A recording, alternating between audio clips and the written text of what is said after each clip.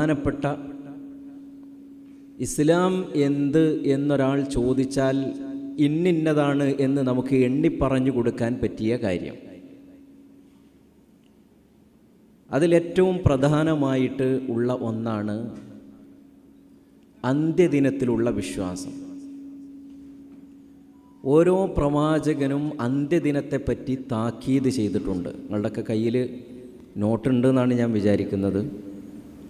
ഞാൻ പറയുന്ന കാര്യങ്ങൾ നോട്ട് ചെയ്യണം.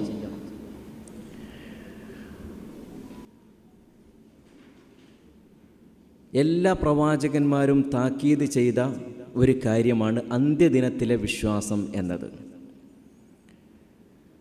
റസൂലുള്ളാഹി സ്വല്ലല്ലാഹു അലൈഹി വസല്ലം പറഞ്ഞു, ഇന്നമാ അജലുക്കും ഫി അജലി മൻ ഖലാ മിനൽ ഉമമി മാ ബൈന സ്വലാത്തിൽ അസ്ർ ഇലാ മഗ്രിബിശ് ശംസ്. അന്ത്യപ്രവാചകനായ മുഹമ്മദ് റസൂലുള്ളാഹി സ്വല്ലല്ലാഹു അലൈഹി വസല്ലം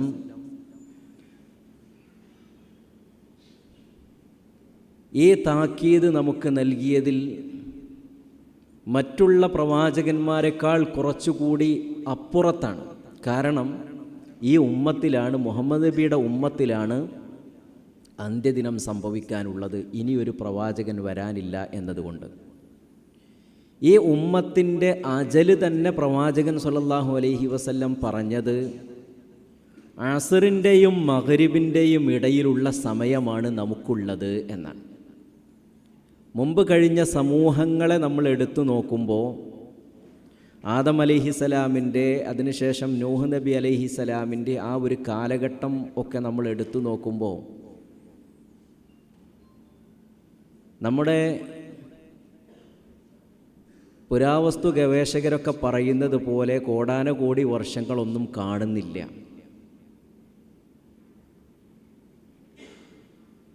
ഒരു 10,000 വർഷങ്ങളുടെ ഉള്ളിലായിട്ടാണ് നമുക്കൊക്കെ ചരിത്രങ്ങൾ നോക്കുമ്പോൾ കാണാൻ കഴിയുന്നത്.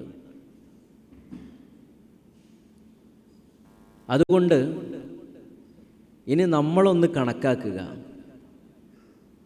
ഈ അസ്റിൻ്റെയും മഗ്രിബിൻ്റെയും ഇടയിലുള്ള മുമ്പുള്ള സമൂഹങ്ങൾക്ക് സൂര്യോദയം മുതൽ അസ്ർ വരെയുള്ള സമയമാണ് കഴിഞ്ഞു പോയത് എങ്കിൽ നമുക്കിനി ബാക്കിയുള്ളത് അസ്ർ നമസ്കാരം കഴിഞ്ഞ് സൂര്യാസ്തമയം വരെയുള്ള സമയമാണ് എങ്കിൽ എത്രയാണ് ഇനി ലോകത്തിന് ബാക്കി നിൽക്കുന്നത് എന്ന് അവിടെ നിന്ന് നമ്മളൊന്ന് കണക്ക് കൂട്ടണം. ശരിക്കുമുള്ള കണക്ക് കൂട്ടലുകൾ അങ്ങനെയാണ് നമ്മൾ നടത്തേണ്ടത്. അതുകൊണ്ട് നിങ്ങൾ ഒരുങ്ങിക്കൊള്ളണം എന്നാണല്ലോ പ്രവാചകൻ സ്വല്ലല്ലാഹു അലൈഹി വസല്ലം നമുക്ക് പഠിപ്പിച്ചു തന്നത്. എല്ലാവരും അവനവൻ്റെ അന്ത്യത്തിന് വേണ്ടി ഒരുങ്ങണമെന്നതാണ്. 2 തരം അന്ത്യദിനങ്ങളുണ്ട്. ഒന്ന് എനിക്കും നിങ്ങൾക്കുമൊക്കെ ഉള്ള ഒരു അന്ത്യദിനം. ഞാൻ മരിക്കുന്നതാണ് എൻ്റെ അന്ത്യദിനം, നിങ്ങൾ മരിക്കുന്നതാണ് നിങ്ങളുടെ അന്ത്യദിനം.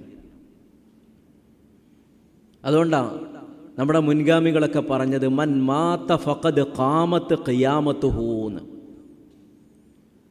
ആരൊരാൾ മരണപ്പെട്ടിട്ടുണ്ടോ അവൻ്റെ ഖിയാമത്ത് തുടങ്ങി, അവൻ്റെ ഖിയാമത്ത് സംഭവിച്ചു.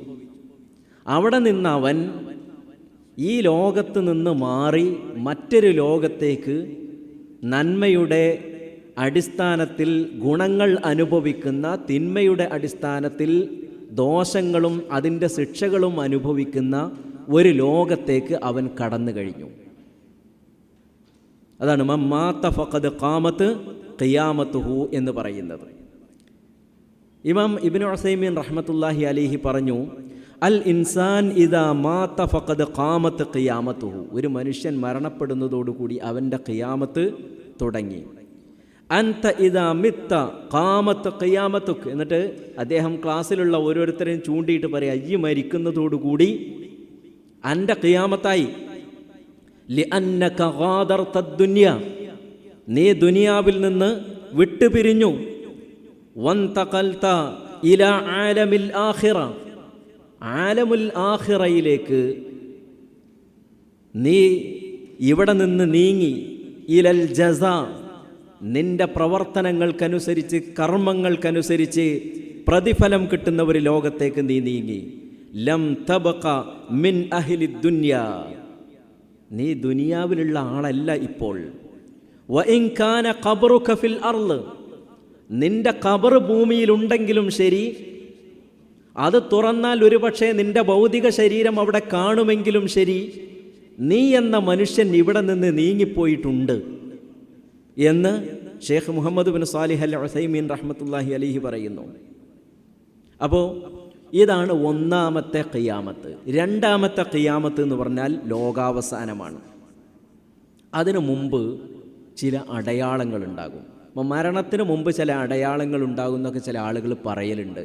അതൊന്നും സ്ഥിരപ്പെട്ടിട്ടില്ല, ചിലപ്പോൾ ഉണ്ടാകാതിരിക്കാം. എന്നാൽ ഖിയാമത്ത് നാളിന് മുമ്പായി, അന്ത്യദിനം എന്ന് നമ്മൾ പറയുന്ന ഈ ലോകത്തിൻ്റെ, എൻ്റെ മാത്രമല്ല ഈ ലോകത്തിൻ്റെ മുഴുവൻ അവസാനമായി അള്ളാഹു നിശ്ചയിച്ചിട്ടുള്ള ആ ഒരു അന്ത്യദിനം, അതിനു മുമ്പ് ചില അടയാളങ്ങളുണ്ട് എന്ന് നമ്മുടെ വിശുദ്ധ ഖുർആനിലും അതേപോലെ തന്നെ ഹദീസിലും ഒക്കെ നമുക്ക് കാണാൻ കഴിയുന്നതാണ്. അതിൽ തന്നെ 3 തരം അടയാളങ്ങളുണ്ട്. എത്ര? 3 തരം അടയാളങ്ങളുണ്ട്. ഒന്ന്, കഴിഞ്ഞുപോയ അടയാളങ്ങൾ. കഴിഞ്ഞുപോയ അടയാളങ്ങളുണ്ട്. ഏതാണ് ഈ കഴിഞ്ഞുപോയ അടയാളങ്ങൾ? ഒന്ന് പറയാൻ പറ്റുമോ? മുഹമ്മദ് നബി സല്ലല്ലാഹു അലൈഹി വസല്ലമയുടെ നിയോഗം തന്നെ ഒരടയാളമാണ്. കാരണം പ്രവാചകൻ സല്ലല്ലാഹു അലൈഹി വസല്ലമയെ വിശേഷിപ്പിക്കുന്നത് നബിയുൽ ഖിയാമ എന്നാണ്, ഖിയാമത്തിൻ്റെ നബി എന്നാണ്. കാരണം ഈ ഉമ്മത്തിൽ, മുഹമ്മദ് നബിയുടെ ഉമ്മത്തിലാണ് ഖിയാമത്ത് സംഭവിക്കുക. അപ്പോൾ ഒന്നാമത്തെ അടയാളം എന്ന് നമുക്ക്, ഒന്നാമത്തെ അല്ല, അതിൻ്റെ ഇടയ്ക്കുള്ള ഒരു അടയാളം, ഏതായാലും കഴിഞ്ഞു പോയ ഒരു അടയാളമാണ് മുഹമ്മദ് റസൂലുള്ളാഹി സ്വല്ലല്ലാഹു അലൈഹി വസല്ലമയുടെ നിയോഗം, പ്രവാചകനായി നിയോഗിച്ചു എന്ന് പറയുന്നത്. രണ്ടാമത്തെ അടയാളം മുമ്പ് ഉണ്ടായിട്ടുണ്ട്, ഇപ്പോഴും തുടർന്നുകൊണ്ടിരിക്കുന്ന കുറേ അടയാളങ്ങളുണ്ട്, അല്ലേ? ഇപ്പോഴും തുടർന്നുകൊണ്ടിരിക്കുന്ന അടയാളങ്ങൾ. അതിൽപ്പെട്ടതാണ് നബി സല്ലല്ലാഹു അലൈഹി വസല്ലമയോട് ഒരു മനുഷ്യൻ വന്നിട്ട് ചോദിച്ചു, പ്രവാചകരെ, അന്ത്യദിനം എന്നാണെന്നൊന്ന് പറയണം. അപ്പോൾ നബി പറഞ്ഞു, അന്ത്യദിനം എന്നാണ് എന്ന് ഇജ്ജ് ചോദിക്കുന്ന അനക്കും എന്നോടല്ലേ ചോദിക്കണേ, എനിക്കും ഒരേപോലെയാണ് എന്ന് പറഞ്ഞാൽ എന്നാണെന്ന് പറയാൻ കഴിയൂല. എന്നാൽ അതിൻ്റെ ചില അടയാളങ്ങൾ ഞാൻ നിനക്ക് പറഞ്ഞു തരാം എന്ന് പറഞ്ഞിട്ട് നബി സല്ലല്ലാഹു അലൈഹി വസല്ലം പറഞ്ഞു, അൻ തലിദൽ അമതു റബ്ബതഹ, അടിമ ഉടമയെ പ്രസവിക്കുന്ന ഒരു കാലം വരും. എങ്ങനെ അടിമ ഉടമയെ പ്രസവിക്കുക? അടിമയുടെ കുട്ടി അടിമയായിരിക്കും, അല്ലെങ്കിൽ ആരുടെ കുട്ടിയാണോ ആ കുട്ടിയായിരിക്കും, അല്ലേ? ശരി. എങ്ങനെ ഇപ്പോൾ ഈ അടിമ ഉടമയെ ആകെ പണ്ഡിതന്മാർ ചർച്ച ചെയ്ത് അവസാനം ഏറ്റവും ശരിയായ അഭിപ്രായമായി നമുക്ക് കാണാൻ പറ്റുന്നത് ഇമാം ഇബ്നു ഹജർ അൽ അസ്കലാനി റഹ്മത്തുള്ളാഹി അലൈഹി പറഞ്ഞ അടിമ ഉടമയെ പ്രസവിക്കുമെന്ന് പറഞ്ഞാൽ അതിനർത്ഥം എന്താണ്? അതിൻ്റെ അർത്ഥം മാതാപിതാക്കൾക്ക് അടിമകളുടെ സ്ഥാനവും മക്കൾക്ക് ഉടമകളുടെ സ്ഥാനവുമാകുന്ന ഒരു അവസ്ഥ വരും. അപ്പം അങ്ങനെയാണ് നമ്മളൊക്കെ വീട്ടിൽ നിന്നൊന്ന് ആലോചിച്ച് നോക്കിയാൽ മതി, അല്ലേ? പല വീടുകളുടെയും അവസ്ഥ ഇതാണ്. അവർക്കൊരു വോയിസും ഇല്ല, മക്കൾ പറയുന്നത് ഇങ്ങനെ കേട്ട് നിൽക്കുക. ഇതാണ് അന്ത്യദിനത്തിൻ്റെ അടയാളങ്ങളിൽപ്പെട്ടതായിരുന്നു. ഇപ്പം നമ്മളൊക്കെ തന്നെ ചെറുപ്പത്തിലൊന്ന് എടുത്തു നോക്കുക. ബാപ്പാന്ന് പറഞ്ഞിട്ടുണ്ടെങ്കിൽ കോലായ്മ കൂടി അകത്തേക്ക് കയറാൻ പേടിയായിരുന്നു, അല്ലേ? ആ ഒരു അവസ്ഥയിൽ നിന്ന് ഇന്നത്തെ വാപ്പാരുടെ സ്ഥാനം ഒന്ന് ആലോചിച്ച് നോക്കുക. നമ്മളൊക്കെ വാപ്പാരായ സമയത്തുള്ള സ്ഥാനം വ്യത്യാസപ്പെട്ടിട്ടുണ്ട്. കുറച്ചും കൂടെ കഴിയുമ്പോൾ ഇതിനേക്കാളും വ്യത്യാസപ്പെടും. ഇതാണ് ഒന്ന്.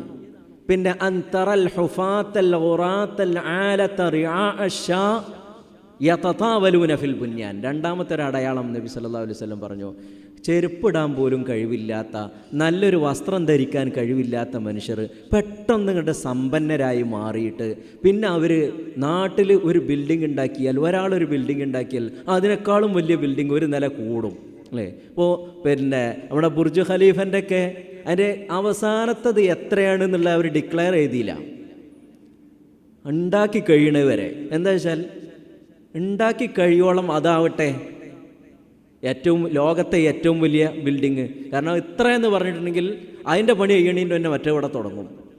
ഇതാണ് ലോകത്തെ അവസ്ഥ. യതതാവലൂന ഫിൽ ബുൻയാൻ. എല്ലാവരും എന്നാൽ അത് ഒരു തെറ്റായ കാര്യമാണോ? വലിയൊരു ബിൽഡിംഗ് ഉണ്ടാക്കുക എന്നുള്ളത് തെറ്റാണോ? അല്ല. അപ്പം തെറ്റല്ലാത്തതായ ചില കാര്യങ്ങളും എന്തുണ്ടാകും? അന്ത്യദിനത്തിൻ്റെ അടയാളങ്ങളുടെ കൂട്ടത്തിലുണ്ടാകും. ശരി. അപ്പോൾ ഇപ്പോൾ നിലനിൽക്കുന്നതായ കുറേ അടയാളങ്ങൾ, ഇതൊക്കെ എന്തിനു വേണ്ടി പറയുകയാണ്? ഇമാം ഖുർത്തുബി റഹ്മത്തുള്ളാഹി അലൈഹി ഈ അടയാളങ്ങളൊക്കെ അല്ലാഹു സുബ്ഹാനഹു വ തആല ഇതിന് വെച്ചത് തംബീഹുന്നാസ് മിൻ റഖദത്തിഹിം. മനുഷ്യന്മാർ ഉറങ്ങുകയാണ്, ഒന്ന് ഉണരണം. ആരെങ്കിലും ഉറങ്ങുന്നുണ്ടോ? മനുഷ്യർ അവരുടെ ജീവിതത്തിൽ ഒരു ഉറക്കത്തിലാണ്. അവരതിൽ നിന്ന് എന്ത് ചെയ്യണം? ഒന്ന് ഉണരണം. ഇതിങ്ങനെ ഓരോ സംഭവങ്ങൾ പടച്ചോനെ അള്ളാൻ്റെ റസൂല് പറഞ്ഞ പോലെ തന്നെയുള്ളപ്പോൾ ഇത് സംഭവിച്ചുകൊണ്ടിരിക്കുന്നത് എന്ന് ഒരു ബോധമുണ്ടാകണം.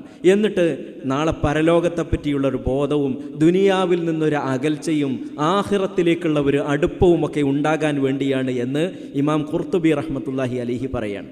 അപ്പോൾ രണ്ടെണ്ണം. മൂന്നാമത്തത് ഇനി വരാനിരിക്കുന്നത്.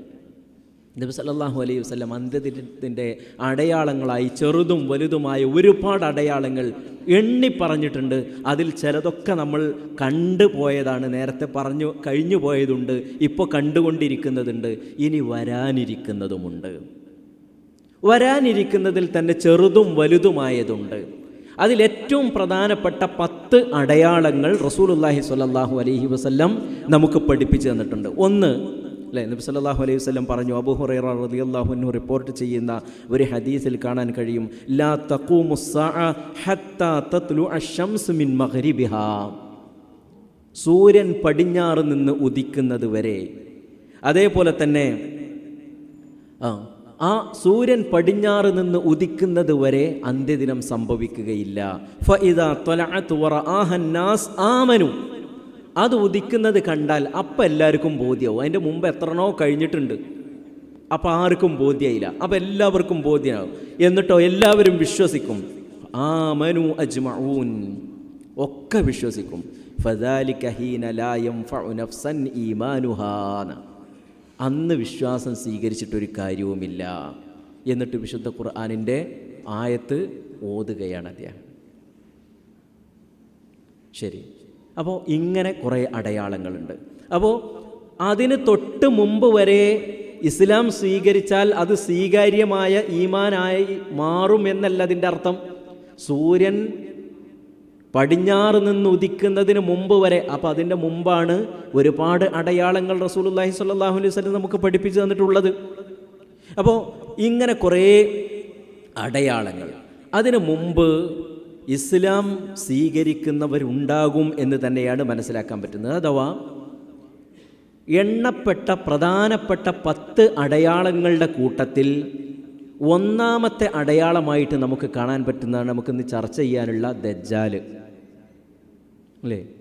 ദജ്ജാൽ. ഈ ദജ്ജാലിനെ കൊന്ന് ലോകത്ത് ഇസ്ലാമിക ദഅവത്ത് ഏകീകരിക്കപ്പെടുന്ന ഒരു കാലമുണ്ടാകുമെന്നും ലോകം മുഴുവൻ ഇസ്ലാമിൻ്റെ കീഴിൽ വരികയും ചെയ്യുന്ന ഒരു കാലമുണ്ടാകുമെന്ന് അല്ലാഹുവിൻ്റെ റസൂൽ സ്വല്ലല്ലാഹു അലൈഹി വസല്ലം പറഞ്ഞ ഹദീസുകളിൽ നിന്ന് നമുക്ക് വ്യക്തമാണ്.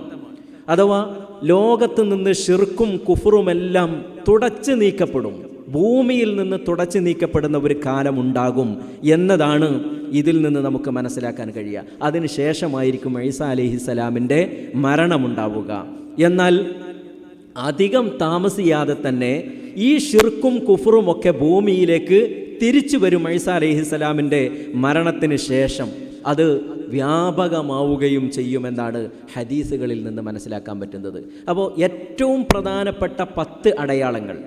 ഇപ്പോൾ നേരത്തെ നമ്മൾ മാതാപിതാക്കൾ മക്കൾ അടിമകളെപ്പോലെയായി മാറും എന്നൊക്കെ പറഞ്ഞപ്പോൾ നമുക്ക് പ്രത്യേകിച്ച് ഒരു അടയാളമായിട്ട് തോന്നിയത് നബി പറഞ്ഞതുകൊണ്ടല്ല നമുക്ക് തോന്നിയത് അല്ലേ.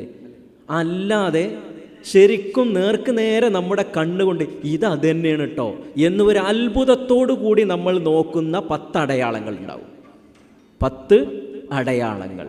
ആ 10 അടയാളങ്ങളെ പണ്ഡിതന്മാർ എണ്ണിയതിൽപ്പെട്ടത് 1 ഇമാം മഹ്ദിയുടെ വരവാണ്, 2 ദജ്ജാല്, 3 ഈസ അലൈഹിസ്സലാം, 4 യഅ്ജൂജ് മഅ്ജൂജ്, 5 ദുഹാൻ എന്ന് പറഞ്ഞാൽ ഒരു പുക പടലം ഭൂമിയിലാകെ നിറയുന്ന ഒരു കാലമുണ്ടാകുന്ന. അതേപോലെ തന്നെ കഅബ തകർക്കപ്പെടുമെന്നത് ചില പണ്ഡിതന്മാരൊക്കെ ഇതിൻ്റെ ഒരു അടയാളമായിട്ട് എണ്ണിയതാണ്. അതുപോലെ തന്നെ ഖുർആൻ ഹൃദയങ്ങളിൽ നിന്നും ഏടുകളിൽ നിന്നും ഉയർത്തപ്പെടും എന്ന് പറഞ്ഞാൽ ഖുർആനിനെ നമുക്ക് നോക്കിയാൽ കാണൂല, ഖുർആൻ മനപ്പാടമുള്ള ഒരു മനുഷ്യനും ഉണ്ടാവില്ല. ഇതൊരു അടയാളമായി പല പണ്ഡിതന്മാരും എണ്ണിയ ഒന്നാണ്. അതേപോലെ തന്നെ സൂര്യൻ പടിഞ്ഞാറ് നിന്ന് ഉദിക്കും എന്നത്.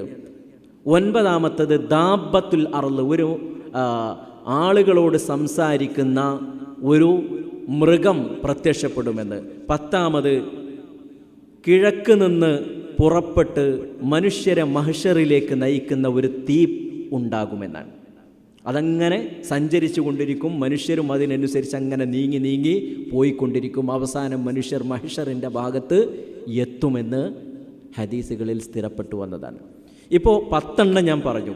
ഇതിൽ മഹ്ദി, കഅബ തകർക്കൽ, ഖുർആൻ ഉയർത്തപ്പെടൽ, ഈ 3 ഒഴിവാക്കിയിട്ട് 3 ഭൂമി പിളരലുകൾ. ഭൂമി പിളരുക എന്ന് പറഞ്ഞാൽ ഭൂകമ്പമല്ല. ഇപ്പോൾ ഖാറൂനൊക്കെ എന്താ ചെയ്തത്? അല്ലാഹു സുബ്ഹാനഹു വ തആല ഭൂമിയാണ്ട് പിളർത്തി അതിനുള്ളിലേക്കാണ്ട് കൊണ്ടുപോയിക്കാണ് അല്ലേ? അവൻ്റെ അഡ്രസ്സ് പോലും കാണാനില്ല, എവിടെയാണ് എന്ന് പോലും മനസ്സിലാക്കാൻ കഴിയില്ല. ഇതേപോലുള്ള ഭൂമി പിളർന്ന് മനുഷ്യർ ഒന്നടങ്കം അതിന് ചോട്ടിലേക്ക് പോകുന്ന, അല്ലെങ്കിൽ ഭൂമിയുടെ മുകൾ ഭാഗം മുഴുവൻ അടിയിലേക്ക് ആയി മാറുന്ന ഒരവസ്ഥ അങ്ങനെ 3 സ്ഥലങ്ങളിലായിട്ടുണ്ടാകും എന്നതാണ് നേരത്തെ നമ്മൾ പറഞ്ഞ 3 കാര്യങ്ങൾക്കും പകരമായിട്ട് പണ്ഡിതന്മാർ എണ്ണിയത്. ഇപ്പം എത്ര നമ്മൾ എണ്ണി? മൊത്തത്തിൽ 13 നമ്മൾ എണ്ണി, അതിൽ 10 ആണുള്ളത് അല്ലേ? ഉറക്കത്തിൽ നിന്ന് ഉണരേണ്ടതുണ്ടോ? അല്ല, ചിലർക്കൊക്കെ ഒരു ഉറക്കം വരുന്നുണ്ട്. ശരി. അപ്പോൾ ഇവിടെ നമ്മൾ മനസ്സിലാക്കേണ്ടുന്ന ഏറ്റവും പ്രധാനപ്പെട്ടത് ഇതൊക്കെ ഒന്നിന് പുറകെ മറ്റൊന്ന് എന്ന നിലക്കാണ് വരിക. ഇതൊന്ന് തുടങ്ങി വെച്ചാൽ അത് കഴിയുമ്പോഴേക്ക്, അതല്ലെങ്കിൽ അത് കഴിഞ്ഞ് അല്പസമയം കഴിയുമ്പോഴേക്ക്, ഏതാനും ഒരു വർഷം ഒക്കെ കഴിയുമ്പോഴേക്ക് എന്ത് ചെയ്യും? അടുത്തത് ഉണ്ടാകും. ഈസ അലൈഹിസ്സലാം മരണപ്പെട്ടതിന് ശേഷം ഏതാനും വർഷങ്ങൾ ഉണ്ടാകും. അത് കഴിഞ്ഞിട്ടാണ് അടുത്ത ഒരു അടയാളം വരുന്നത്. അപ്പോൾ ഒന്നിന് പുറകെ ഒന്ന് എന്ന് നബി സല്ലല്ലാഹു അലൈഹി വസല്ലം പറഞ്ഞു. ഒരു മാലയിൽ കോർത്ത രൂപത്തിലാണ് ഇതിരിക്കുന്നത്. ആ മാലയുടെ കയറ് പൊട്ടിയിട്ടുണ്ടെങ്കിൽ മുത്തുമണികൾ ഇങ്ങനെ താഴോട്ട് ഉതിർന്നു വീഴുമല്ലോ, ഒന്നിന് ശേഷം മറ്റൊന്ന് എന്ന നിലയ്ക്ക് ഇങ്ങനെ ഉതിർന്നു വീഴില്ലേ, അതേപോലെയായിരിക്കും ഇത് ഒന്നിന് ശേഷം മറ്റൊന്ന് എന്ന നിലയ്ക്ക് ഇങ്ങനെ കടന്നു വരുമെന്ന് പറഞ്ഞത്. അപ്പോൾ ഈ പറഞ്ഞ കൂട്ടത്തിൽ 1ാമത്തെ ഒരു അടയാളമാണ് അൽ മസീഹു അദ്ദജ്ജാൽ. ശരി, എന്താണ് ഈ പേരിനർത്ഥം? മസീഹ് എന്ന് പറഞ്ഞാലും ദജ്ജാൽ എന്ന് പറഞ്ഞാലും 2 അർത്ഥത്തിലാണ്. അപ്പോൾ ഒന്ന് മസീഹ് ഈസ അലൈഹിസ്സലാം അല്ലേ? മസീഹ് ഈസ അലൈഹിസ്സലാം. അപ്പോൾ മസഹ എന്ന് പറഞ്ഞാൽ തടവുക എന്നാണ് അർത്ഥം. മസഹ തടവുക. അദ്ദേഹം അന്ധന്മാരെ, അതേപോലെ തന്നെ കുഷ്ഠരോഗമുള്ള ആളുകളെ അദ്ദേഹം ഒന്ന് തടവിയിട്ടുണ്ടെങ്കിൽ അവരൊക്കെ എന്ത് ചെയ്യും? രോഗം മാറിയവരായി മാറും. ആ അർത്ഥത്തിലും സ്നാപകൻ എന്ന അർത്ഥത്തിലും വിശുദ്ധിയുള്ളവൻ എന്ന അർത്ഥത്തിലുമാണ് അദ്ദേഹത്തിന് മസീഹ് എന്ന പേര് ലഭിച്ചത് എന്നാണ്. എന്നാൽ ഇദ്ദേഹത്തിന് മസീഹ് എന്ന പേര് ലഭിച്ചത് വേറൊരർത്ഥത്തിലാണ്. അതെന്താ? മസീഹ് എന്നാൽ കാഴ്ച നഷ്ടപ്പെട്ടവൻ എന്ന അർത്ഥം. കാഴ്ച നഷ്ടപ്പെട്ടവനാണ്. കാരണം നബി സല്ലല്ലാഹു അലൈഹി വസല്ലം പറഞ്ഞത്, അവൻ്റെ കണ്ണിനെ സംബന്ധിച്ച് പറഞ്ഞത് അദ്ദജ്ജാൽ അഅ്വറുൽ ഐനിൽ യുംന, വലത്തെ കണ്ണ് പൊട്ടിയിട്ടുണ്ട്. ഏതുപോലെയാണ്? കഅന്ന ഐനഹു ഐനബത്തുൻ താഫിയ, ഇങ്ങനെ പൊങ്ങി നിൽക്കുന്ന ഒരു മുന്തിരിയെ പോലെ ഉണ്ടാകും അവൻ്റെ കണ്ണ് എന്നാണ് വലത്തെ കണ്ണിൻ്റെ അവസ്ഥ. ഇടത്തെ കണ്ണോ? അദ്ദജ്ജാൽ മംസൂഹുൽ ഐനിൽ യുസ്റ, ഇടത്തെ കണ്ണിൻ്റെ കാഴ്ച നഷ്ടപ്പെട്ടിട്ടുണ്ട്. അത് കാഴ്ച ഇല്ലാത്തത് കൊണ്ടല്ല. എന്താ കാരണം? അലൈഹ ദുഫ്റത്തുൻ മക്തൂബുൻ ബൈന ഐനൈഹി കാഫിർ, അതിൻ്റെ മുമ്പിൽ കട്ടിയുള്ള ഒരു മാംസത്തിൻ്റെ ആവരണം ആ കണ്ണിൻ്റെ മുകളിലേക്ക് ഇങ്ങോട്ട് താഴ്ന്ന് കിടക്കുകയാണ്. അതുകൊണ്ട് എന്ത് ചെയ്യാൻ കഴിയില്ല, അവന് കണ്ണ് കാണുന്നില്ല. ഇപ്പോൾ വലത്തെ കണ്ണ് പൊട്ടിപ്പോയി, ഇടത്തെ കണ്ണിൻ്റെ കാഴ്ച കിട്ടാത്തയും അവസ്ഥയിലാണ് ആരുണ്ടാകുക? മസീഹുദ് ദജ്ജാൽ ഉണ്ടാകുക അല്ലേ? അപ്പോൾ ഇത് എന്നപ്പോൾ ഇങ്ങനെയൊക്കെ വ്യക്തമായ ഒരു മനുഷ്യനാണെന്നുണ്ടെങ്കിൽ അല്ലേ, മനുഷ്യനാണ് കേട്ടോ, ആദം അലൈഹിസ്സലാമിൻ്റെ സന്തതികളിൽപ്പെട്ട ഒരാളാണ് ആര്? ദജ്ജാൽ. അല്ലാതെ വേറെന്തോ ഒരു ജന്തുവൊന്നുമല്ല. ആദം അലൈഹിസ്സലാമിൻ്റെ മക്കളിൽപ്പെട്ട ഒരാൾ എന്ന് പറഞ്ഞാൽ ആദം അലൈഹിസ്സലാം അദ്ദേഹത്തിൻ്റെ കുട്ടിയെന്നല്ല, നമ്മളൊക്കെ ആദം അലൈഹിസ്സലാമിൻ്റെ മക്കളല്ലേ. ഇതേപോലുള്ള ഒരാദം സന്തതി, ഒരു മനുഷ്യനാണ് ആര്? ദജ്ജാൽ. അദ്ദേഹം ചില ഹദീസുകളുടെയൊക്കെ പരാമർശത്തിൽ നിന്ന് നേരത്തെ ഉണ്ട്, ഇവിടെ ഉണ്ട്. അതാണ് ഹദീസുൽ ജസ്സാസ എന്ന പേരിൽ അറിയപ്പെടുന്ന ഇമാം മുസ്ലിം റിപ്പോർട്ട് ചെയ്ത ഒരു ഹദീസിൽ കാണാൻ കഴിയുന്നത് നേരത്തെ ഉണ്ട് എന്ന്. അവൻ പ്രത്യക്ഷപ്പെടുക, ജനങ്ങളുടെ അടുക്കിലേക്ക് വരുന്നത് അവനുണ്ടാകുന്ന എന്തോ ഒരു ദേഷ്യത്തിൽ നിന്നായിരിക്കും എന്ന് ഹദീസുകളിൽ നിന്ന് മനസ്സിലാക്കാൻ പറ്റുന്നു. എന്താണ് ആ ദേഷ്യത്തിൻ്റെ കാരണം പറയാൻ കഴിയില്ല. ഒരു പക്ഷേ ഇമാം മഹദിയുടെ നേതൃത്വത്തിൽ ലോകത്ത് സമാധാനം വരുന്ന ഒരു കാലഘട്ടമുണ്ടാകും. കാരണം ദജ്ജാലിനും പിശാചിനൊന്നും ഒരിക്കലും ഇഷ്ടമല്ലാത്തൊരു കാര്യമാണല്ലോ ലോകത്ത് ശാന്തിയും സമാധാനവുമൊക്കെ ഉണ്ടാകുക എന്ന് പറയുന്നത്. ജനങ്ങൾ നന്മയിലേക്ക് വരിക എന്ന് പറയുന്നത് അവന് ഇഷ്ടമല്ലാത്തൊരു കാര്യമാണല്ലോ. ഒരു പക്ഷേ അങ്ങനെ ഒരു സമാധാനത്തിൻ്റെയും സന്തോഷത്തിൻ്റെയും ഒരു ലോകമായി മാറുന്നതായിരിക്കാം അവൻ്റെ ഈ ഒരു ദേഷ്യത്തിൻ്റെ കാരണം. ആ ഒരു ദേഷ്യം കാരണം അവരിങ്ങോട്ട് എഴുന്നേൽക്കുകയും പിന്നീട് മനുഷ്യർക്കിടയിലേക്ക് പ്രത്യക്ഷപ്പെട്ടു വരികയും ചെയ്യുമെന്നാണ് ഹദീസുകളിൽ നിന്ന് നമുക്ക് മനസ്സിലാക്കാൻ സാധിക്കുന്നത്. ഹദീസിൽ കാണാൻ കഴിയുന്നത് യഖ്റുജു ദജ്ജാൽ മിൻ യഹൂദിയത്തി അസ്ബഹാൻ മഅഹു 70,000 മിനൽ യഹൂദ് അലൈഹിമുൽ അസ്സൈജാൻ. ചില ഹദീസിൽ അലൈഹിമു ത്വൈലസാൻ, അവർ ധരിച്ച ഒരു പ്രത്യേക വസ്ത്രമുണ്ട്. മറ്റേ ഈ മതപുരോഹിതന്മാരൊക്കെ, ക്രൈസ്തവ മതപുരോഹിതന്മാർ, ജൂത റബ്ബിമാർ, അവരൊക്കെ ധരിക്കുന്ന ഒരു പ്രത്യേക ലോഹമുണ്ട്. അതിനാണ് ത്വൈലസാൻ എന്ന് പറയാം. ഈ ഒരു വസ്ത്രം ധരിച്ചുകൊണ്ട് ദജ്ജാലിൻ്റെ കൂടെ 70,000 മിനൽ യഹൂദ്, യഹൂദികൾ 70,000 ആളുകൾ ഉണ്ടാകുമെന്നാണ്. അപ്പോൾ ഈ ഹദീസുകളിൽ പറഞ്ഞ സ്ഥലം അസ്ബഹാൻ എന്ന് പറഞ്ഞാൽ ഇന്നത്തെ ഷഹറസ്ഥാനാണ്.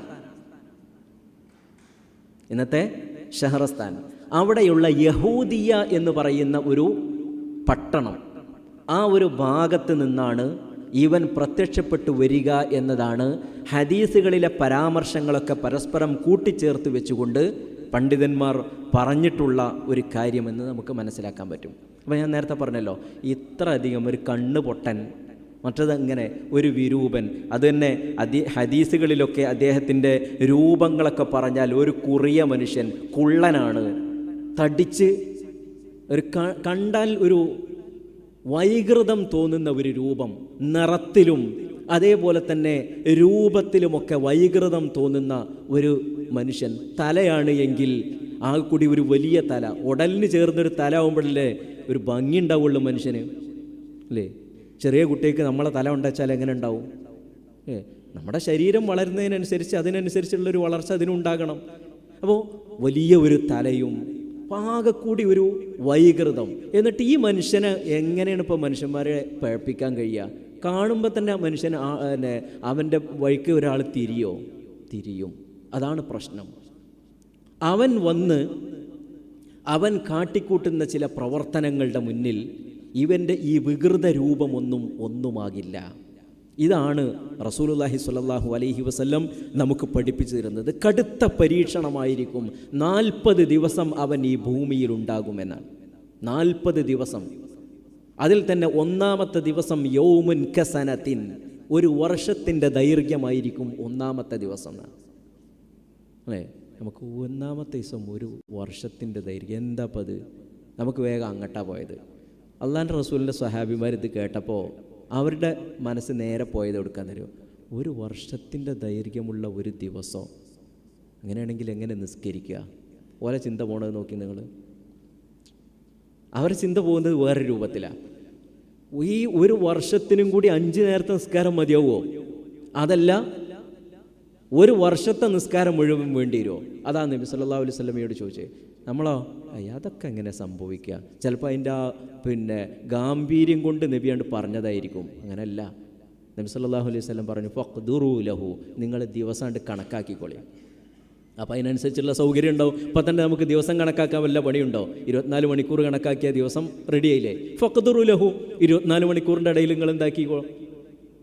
5 വക്ത് നിസ്കരിച്ചോ? റസൂലുള്ളാഹി സ്വല്ലല്ലാഹു അലൈഹി വസല്ലം അതിൻ്റെ രൂപം നമുക്ക് പഠിപ്പിച്ചു തന്നു.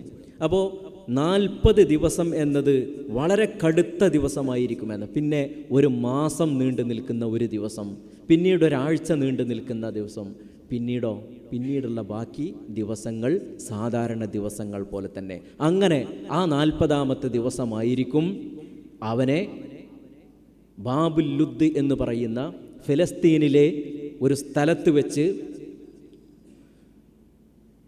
ഈസ അലൈഹിസ്സലാം കൊല്ലുക എന്ന് ഹദീസുകളിൽ സ്ഥിരപ്പെട്ടു വന്നിട്ടുള്ളതാണ്, അല്ലേ? അപ്പോൾ ഇതിൻ്റെ ഏറ്റവും ഗൗരവമുള്ളത് നേരത്തെ നമ്മൾ പറഞ്ഞ ഈ രൂപവും കോലവുമൊക്കെയാണ് അവനെങ്കിലും ആ രൂപത്തിലുള്ള മനുഷ്യർ പിന്തുടരുകയും അവൻ്റെ അനുയായികളായി മാറുകയും ചെയ്യുന്നത് ഹദീസുകളിൽ കാണാൻ കഴിയും. ഒന്നാമത്തത് നബി സല്ലല്ലാഹു അലൈഹി വസല്ലം പറയാം, ലഅന അഅലമു ബിമാ മഅദ്ദജ്ജാലി മിൻഹു, ദജ്ജാലിൻ്റെ കൂടെ മനുഷ്യരെ പിഴപ്പിക്കാനുള്ള, അവനിലേക്ക് ആകർഷിക്കാനുള്ള ഏറ്റവും പ്രധാനപ്പെട്ട കാര്യങ്ങൾ എനിക്കറിയാം. മഅഹു നഹ്റാനി യജ്രിയാൻ, അവൻ പോകുന്ന സ്ഥലത്തുകൂടി സഞ്ചരിക്കുന്ന 2 നദികളുണ്ടാകും. ഭൂമിയുടെ ഏതാണ്ട് എല്ലാ സ്ഥലത്തും, മക്കയും മദീനയും അല്ലാത്ത എല്ലാ സ്ഥലത്തും അവൻ എത്തിപ്പെടുമെന്നാണ്. അതുകൊണ്ട് നമ്മളെ കേരളവും അതിൽ നിന്ന് ഒഴിവൊന്നും ആവില്ല. ഏതായാലും നബി പറഞ്ഞു അവൻ പോകുന്ന സ്ഥലത്ത് ഒന്നാമത്തത് മഅഹു നഹ്റാനി യജ്രിയാൻ അഹദുഹുമാ റഅയൽ ഐനി മാഉൻ അബിയദ്, കണ്ണോണ്ട് നോക്കുമ്പോൾ നല്ല വെളുത്ത ശുദ്ധമായ ജലം ഒന്നിൽ. രണ്ടാമത്തതോ വൽ ആഖർ റഅയൽ ഐനി നാറുൻ തഅജ്ജജ്, രണ്ടാമത്തത് വെള്ളമായിട്ട് ഒഴുകുന്നുണ്ടെങ്കിലും അതിൽ നിന്ന് ഉയർന്നു പോകുന്നത് തീനാളങ്ങളാണ്, ഉയർന്നു പൊങ്ങുന്ന തീനാളങ്ങൾ.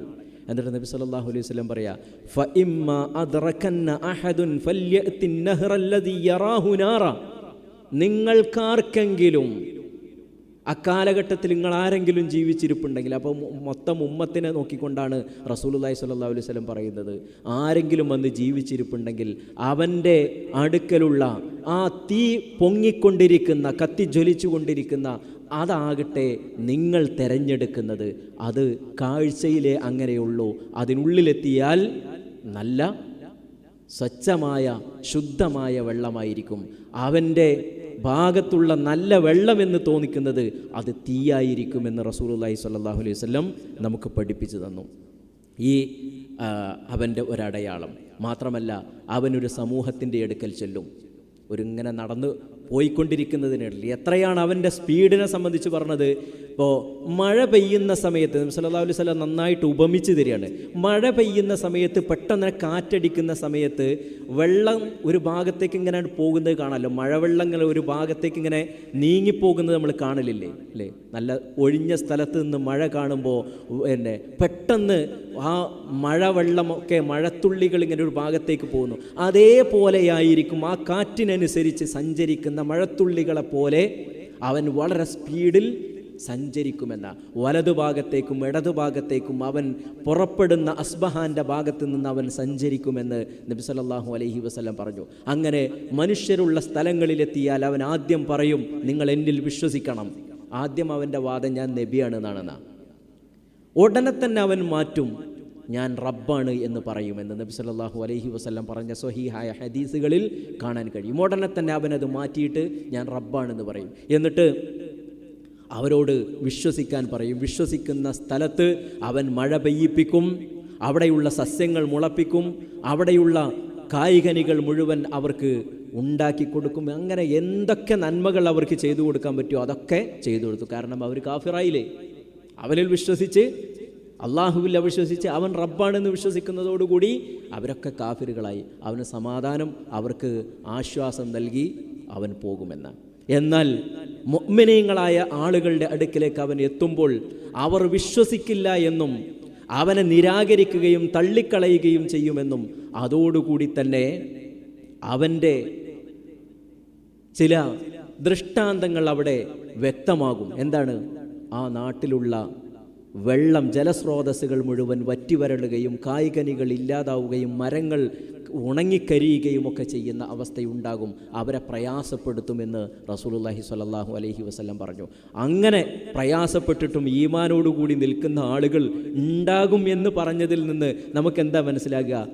റസൂലുള്ളാഹി സ്വല്ലല്ലാഹു അലൈഹി വസല്ലം നമുക്ക് പഠിപ്പിച്ചു തരുന്നത് നല്ല ഈമാനുള്ള മനുഷ്യർ അന്നും നിലനിൽക്കും. കാരണം ഇമാം മഹ്ദി ജീവിച്ചിരിക്കുന്ന കാലമല്ലേത്. അതുകൊണ്ട് നല്ല ഈമാനുള്ള മനുഷ്യർ ആ കാലഘട്ടത്തിൽ ഉണ്ടാകും എന്ന് തന്നെയാണ് ഹദീസുകളിൽ നിന്ന് നമുക്ക് മനസ്സിലാക്കാൻ കഴിയുന്നത്. മാത്രമല്ല, അവൻ പോകുന്ന വഴിയിലുള്ള ഭൂമിയിൽ കിടക്കുന്ന ഏതൊക്കെ തരത്തിലുള്ള സമ്പത്തുകളുണ്ടോ ആ സമ്പത്തുകൾ അവനെ പിന്തുടർന്നു പോകുമെന്നാണ്. അവനിങ്ങനെ പോകും. റാണി പോകുമ്പോൾ അതിൻ്റെ പിന്നാലെ തേനീച്ചകൾ ഒന്നടങ്കം സഞ്ചരിക്കുന്നത് പോലെ അവൻ പോകുന്നതിൻ്റെ പിന്നാലെ അവൻ പോകുന്ന പ്രദേശങ്ങളിലുള്ള സമ്പത്തുകൾ അവൻ്റെ പിന്നാലെ സഞ്ചരിക്കുമെന്ന് ഹദീസുകളിൽ സ്ഥിരപ്പെട്ടു വന്നിട്ടുണ്ട്. അപ്പോൾ ഇതൊക്കെ ഒരു മനുഷ്യൻ ഏത് കോലം കെട്ടവനാണ് എങ്കിലും അവനിൽ വിശ്വസിക്കാനും അവനെ സ്വീകരിക്കാനുമുള്ള നല്ല കടുത്ത ഒരു പരീക്ഷണമായിട്ട് തന്നെയാണ് അല്ലാഹു സുബ്ഹാനഹു വ തആല വെച്ചിട്ടുള്ളത്. ആ കടുത്ത പരീക്ഷണത്തിൽ നഷ്ടപ്പെട്ടു പോകുന്ന ഈമാനിൻ്റെ ആളുകളും ഉണ്ടാകും, അതോടൊപ്പം തന്നെ ഈമാൻ ഉറച്ചു നിൽക്കുന്നവരും ഉണ്ടാകും എന്ന് റസൂലുള്ളാഹി സ്വല്ലല്ലാഹു അലൈഹി വസല്ലം നമുക്ക് പഠിപ്പിച്ചു തരുന്നുണ്ട്. അവിടെയാണ് നമ്മുടെ ഈമാൻ ഉറപ്പിക്കേണ്ടത്. ഞാൻ അവസാനിപ്പിക്കുകയാണ്. നബി സ്വല്ലല്ലാഹു അലൈഹി വസല്ലം പറയുന്ന അബൂ ഉമാമ അൽ ബാഹിലി റളിയല്ലാഹു അൻഹു റിപ്പോർട്ട് ചെയ്യുന്ന ഒരു ഹദീസിൽ കാണാം, വ ഇന്ന മിൻ ഫിത്നതിഹി അൻ യഖൂല ലി അഅറാബി, ഒരു അഅറാബിയോട് ദബൻ്റെ കാര്യമൊക്കെ നമ്മളിപ്പോൾ പൊളിക്കും എന്ന് പറഞ്ഞു കണ്ടാണ്ട് പോവാണ്. അയാൾ ഈമാൻ അവനാൻ്റെ ഇതിൽ നിന്ന് കിട്ടേണ്ട വലിയൊരു പാഠം എന്താ വെച്ചാൽ നമ്മുടെ ഈമാൻ ദുർബലമാണ് എന്ന് നമ്മൾ തിരിച്ചറിയണം. നമ്മളൊരിക്കലും പരീക്ഷണങ്ങളെ ഏറ്റെടുക്കാൻ നിൽക്കരുത്. പിന്നെന്ത് വേണം? പരീക്ഷണങ്ങളിൽ നിന്നും അകന്ന് ജീവിക്കാൻ നമ്മൾ തയ്യാറാകണം എന്നാണ്. ഇയാൾ പോയിട്ട് അയാളവിടെ കുടുങ്ങാണ്. എൻ്റെ അമ്മാനും വാപ്പാനും ഞാൻ ജീവിപ്പിച്ചാൽ നീ എന്നിൽ വിശ്വസിക്കുമോ എന്നാണ് അയാളോട് ചോദിക്കുന്നത്. നിൻ്റെ മാതാപിതാക്കളെ ജീവിപ്പിച്ചാൽ നീ വിശ്വസിക്കുമോ? അതെ, ഞാൻ വിശ്വസിക്കാം എന്ന് പറയുമ്പോൾ രണ്ട് പിശാചുക്കൾ ഇവൻ പറയുന്നതിനനുസരിച്ച് അവൻ്റെ മാതാപിതാക്കളുടെ രൂപത്തിൽ അവിടെ പ്രത്യക്ഷപ്പെടുമെന്നും അത് കണ്ട് ശരി തന്നെയാണ്, ഇവൻ റബ്ബ് തന്നെയാണ് എന്ന് വിശ്വസിച്ച് ആ മനുഷ്യൻ്റെ ഈമാൻ നഷ്ടപ്പെടുമെന്നും അള്ളാഹുവിൻ്റെ റസൂൽ സല്ലല്ലാഹു അലൈഹി വസല്ലം നമുക്ക് പഠിപ്പിച്ചു തന്നു. അപ്പോൾ അവിടെയാണ് നമ്മുടെ ഈമാൻ ഏത് സമയത്തും പരീക്ഷണങ്ങളെ നമ്മളായിട്ട് ഇങ്ങോട്ട് എടുത്തു വെക്കരുത്. ജീവിതത്തിൽ പരീക്ഷണങ്ങൾ വരുന്ന സമയത്ത് അതിനെ തരണം ചെയ്യാൻ വേണ്ടി നമ്മുടെ ഈമാൻ കൊണ്ട് ശ്രമിക്കുക, അള്ളാഹുവിൻ്റെ സഹായം തേടുക എന്നതാണ് അതിൽ നിന്ന് കിട്ടുന്ന ഏറ്റവും പ്രധാനപ്പെട്ട ഒരു പാഠമായി നമുക്ക് കാണാൻ കഴിയുന്നത്. എന്നാൽ നേരെ തിരിച്ച് നല്ല ശക്തമായ ഈമാൻ ഉണ്ടായാൽ ആ ഈമാൻ കൊണ്ട് അതിനെ മുഴുവൻ പരാജയപ്പെടുത്താൻ കഴിയുമെന്ന് നേരത്തെ ഒരു സമൂഹത്തിൻ്റെ ചരിത്രം, അവരുടെ വെള്ളം, ജലത്തിൻ്റെ സ്രോതസ്സുകൾ നഷ്ടപ്പെടുത്തി അവരുടെ കായ്കനികൾ മുഴുവൻ നശിപ്പിച്ച് കളഞ്ഞ്, കൃഷി മുഴുവൻ നശിപ്പിച്ച് കളഞ്ഞിട്ടും എന്നാലും നിന്നിൽ ഞങ്ങൾ വിശ്വസിക്കില്ല എന്ന് പറഞ്ഞു നിൽക്കുന്ന ആളുകളെ, അതേപോലെ തന്നെ അവിടേക്ക് കയറി ചെന്ന് അവനെ പരാജയപ്പെടുത്തുന്ന മനുഷ്യനെ റസൂലുള്ളാഹി സ്വല്ലല്ലാഹു അലൈഹി വസല്ലം നമുക്ക് പരിചയപ്പെടുത്തി തരുന്നുണ്ട്. അദ്ദേഹം നീ അള്ളാഹുവിൻ്റെ റസൂൽ ഞങ്ങൾക്ക് പരിചയപ്പെടുത്തി തന്ന ദജ്ജാലാണ്, നീ റബ്ബല്ല, നീ നബിയുമല്ല എന്ന് പറഞ്ഞപ്പോൾ അയാളെ വെട്ടി രണ്ട് കഷ്ണമാക്കിയിട്ട് അവനെ വീണ്ടും ജീവിപ്പിച്ചു. ഇത് നിനക്കിപ്പോൾ ബോധ്യപ്പെട്ടോ എന്ന് ചോദിക്കുന്ന സമയത്ത് ഇപ്പം എനിക്ക് ശരിക്കും ബോധ്യപ്പെട്ടു, ജിങ്ങനൊക്കെ ചെയ്യുമെന്ന് അള്ളാൻ്റെ റസൂൽ ഞങ്ങൾക്ക് പഠിപ്പിച്ചു തന്നിട്ടുണ്ട്, അതുകൊണ്ട് നീ തനിച്ച ദജ്ജാൽ തന്നെയാണ് എന്ന് പറയുന്ന ഒരു മനുഷ്യനെ റസൂലുള്ളാഹി സ്വല്ലല്ലാഹു അലൈഹി വസല്ലം പഠിപ്പിച്ചു തന്നത്. ദജ്ജാൽ എന്തിന് നമ്മൾ ഈ റമദാനിൽ ദജ്ജാലിനെ പറ്റി ചർച്ച ചെയ്യുന്നു എന്ന് ചോദിച്ചാൽ അവനെപ്പറ്റി കൃത്യമായ ബോധ്യം എല്ലാവർക്കും ഉണ്ടാകണം. അപ്പോഴേ നമ്മുടെ ഈമാൻ ഉറക്കൂ എന്നതുകൊണ്ടാണ്. നിങ്ങൾക്കറിയോ റസൂലുള്ളാഹി സ്വല്ലല്ലാഹു അലൈഹി വസല്ലം പറഞ്ഞത്, എല്ലാ ഉമ്മത്തിലെയും പ്രവാചകന്മാർ ദജ്ജാലിനെ പറ്റി അവരുടെ ഉമ്മത്തിന് താക്കീത് കൊടുത്തിട്ടുണ്ട്. അള്ളാഹ്ക്കറിയില്ലേ ഈ ഉമ്മത്തിലൊന്നുമല്ല, ഈസാ അലൈഹിസ്സലാമിൻ്റെ ഉമ്മത്ത് വരെയുള്ള ഒരു ഉമ്മത്തിലും ദജ്ജാല് വരൂല എന്നറിഞ്ഞിട്ടും അവരെ കൊണ്ട് മുഴുവൻ അവരുടെ ഉമ്മത്തിന് താക്കീത് നൽകിയത് എന്തിനു വേണ്ടിയാ? അതിൻ്റെ ഗൗരവം സൂചിപ്പിക്കാൻ വേണ്ടിയാ. അതുകൊണ്ട് തന്നെ റസൂലുള്ളാഹി സ്വല്ലല്ലാഹു അലൈഹി വസല്ലമയും ഈ ഉമ്മത്തിന് അത്ര ശക്തമായ താക്കീത് നൽകി. ചില ആളുകളെ സംബന്ധിച്ചിടത്തോളം എന്തിനാ ഇപ്പോൾ ഈ മസീഹുദ് ദജ്ജാലും ഈസാ അലൈഹിസ്സലാമിൻ്റെ വരവും അതേപോലെ തന്നെ മഹ്ദിയും ഇത്തരം കാര്യങ്ങളൊക്കെ നമ്മൾ എന്തിനാ ചർച്ച ചെയ്യണേ? എന്തൊക്കെ ചർച്ച ചെയ്യാനുണ്ട്, എന്തൊക്കെ ചർച്ച ചെയ്യാനുണ്ടെന്ന് വെച്ചാൽ പോലെ എല്ലാം ചർച്ച ചെയ്തുകൊണ്ടിരിക്കുകയാണെന്ന വിചാരം അല്ലേ? ഇപ്പം ഞാനിതിങ്ങനെ നിങ്ങൾക്ക് ഒരു നോട്ട് പ്രിപ്പയർ ചെയ്തുകൊണ്ട് ഇങ്ങനെ നോക്കിക്കൊണ്ടിരിക്കുന്ന സമയത്ത് ചില ആളുകൾ 100 ഒട്ടകം തരാം, അല്ലെങ്കിൽ ഇന്നത് തരാം, ഒരു ആയത്ത് ഈ വിഷയത്തിൽ കൊണ്ടുതരൂ എന്നൊക്കെ പറഞ്ഞിട്ട് അറബിയിലുണ്ട്, ഇംഗ്ലീഷിലുണ്ട്, അതേപോലെ തന്നെ നമ്മുടെ മലയാളികളുടെ കൂട്ടത്തിലുണ്ട്. ഇവരൊക്കെ ഇത് പറഞ്ഞുകൊണ്ടിരിക്കുക. മുഅ്തസിലികളാണ്, അതേപോലെ തന്നെ ഖവാരിജികളാണ്, ജഹ്മികളാണ്.